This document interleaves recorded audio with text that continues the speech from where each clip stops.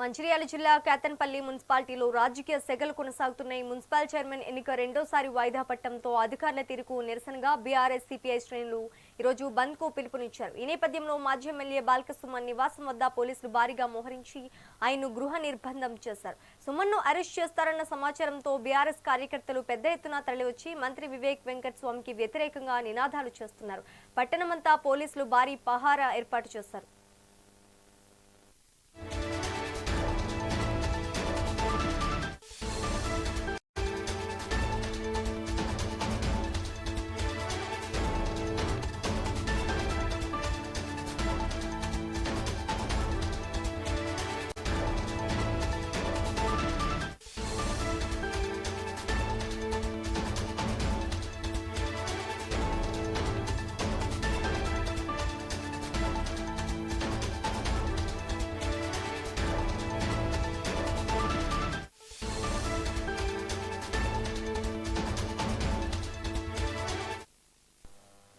మంచిర్యాల జిల్లా కేతన్పల్లి మున్సిపాలిటీలో రాజకీయ సెగలు కొనసాగుతున్నాయి. మున్సిపల్ చైర్మన్ ఎన్నిక రెండోసారి వాయిదా పట్టడంతో అధికారుల తీరుకు నిరసనగా బీఆర్ఎస్ సిపిఐ శ్రేణులు ఈరోజు బంద్ కు పిలుపునిచ్చారు. ఈ నేపథ్యంలో మాజీ ఎమ్మెల్యే బాల్కసుమన్ నివాసం వద్ద పోలీసులు భారీగా మోహరించి ఆయనను గృహ నిర్బంధం చేశారు.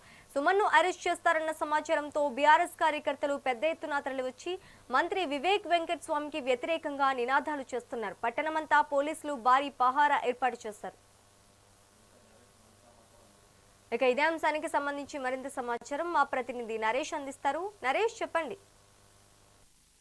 ఇటు మంచిర్యాల జిల్లా కేతనపల్లి మున్సిపాలిటీలో రాజకీయ సెగలు ముదురుతున్నాయి. నిన్న కౌన్సిల్ హాల్లో జరిగినటువంటి దుశ్శాసన పర్వం నేడు రోడ్డు మీదకు వచ్చింది. ఇటు బీఆర్ఎస్ సిపిఐ కూటమి పిలుపునిచ్చినటువంటి కేతనపల్లి బంద్ నేపథ్యంలో పట్టణం అంతా ఉద్రిక్తత నెలకొంది. అయితే ఈ క్రమంలోనే పోలీసులు భారీగా మోహరించారు. ఇటు మాజీ ఎమ్మెల్యే బాల్క సుమన్ ను పోలీసులు ఆయన నివాసంలోనే గృహ నిర్బంధం చేశారు. అయితే కేతనపల్లిలో పోలీసుల భారీగా పహరాతో అసలు ఏం జరుగుతుందన్నటువంటి అయోమయ పరిస్థితి నెలకొందని చెప్పవచ్చు. నిన్న మున్సిపల్ చైర్మన్, వైస్ చైర్మన్ ఎన్నికకు సంబంధించి అధికారుల అయితే హాల్లో జరిగినటువంటి అధికారుల తీరుపై విపక్షాలు బగ్గుమంటున్నాయి. అయితే మహిళా కౌన్సిలర్ల పట్ల కాంగ్రెస్ నాయకులు మద్యం సేవించి ప్రమాణ స్వీకారానికి హాజరై అసభ్యంగా ప్రవర్తించారని, మద్యం మత్తులో హాల్లోకి వచ్చారని చెప్పేసి ఆరోపిస్తూ నేడు బంద్కు పిలుపునిచ్చారు. అయితే బంద్ ప్రభావం ఉండకుండా పోలీసులు ముందస్తుగా బాల్క సుమన్ తో పాటు సిపిఐ నాయకులు, ఏఐటీసీ రాష్ట్ర అధ్యక్షుడు వాసిరెడ్డి సీతారామయ్యతో పాటు సిపిఐ జిల్లా కార్యదర్శి లక్ష్మణ్